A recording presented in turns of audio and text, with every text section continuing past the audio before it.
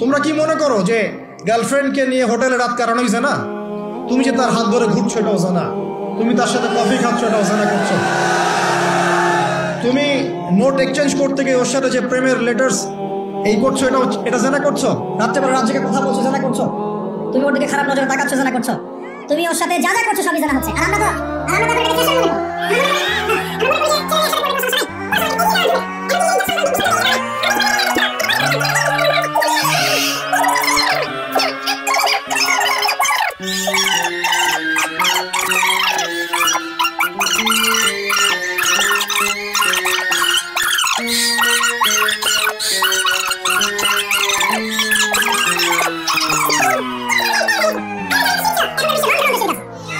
জাহিলিয়াতের মধ্যে সুদ ছিল, সুদ। এখন সারা বিশ্বে রন্ধ্রে সুদ। আয়ামে জাহিলিয়াতে মাদক ছিল, মাদক। এখনকার দেখেন যে বর্ডার এলাকা নাই না, দেখবেন বর্ডার এলাকায় মাদক দিয়ে ভর্তি।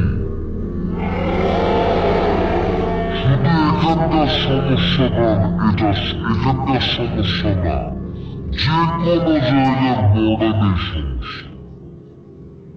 মাদক দ্রব্য খাচ্ছে মুসলিমরা, সে জানে না একবার মাদক দ্রব্য সেবন করলে 40 দিন নামাজ কবুল হয় না।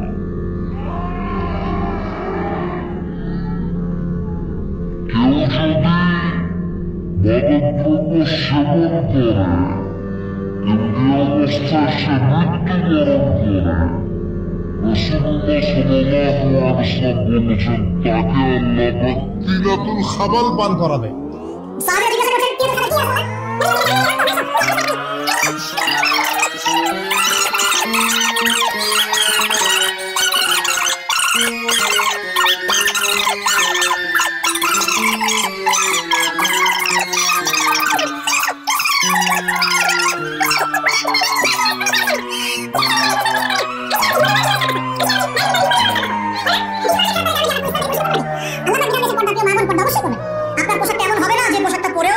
দেহের কাঠামো বোঝা যায়, এটা চলবে না।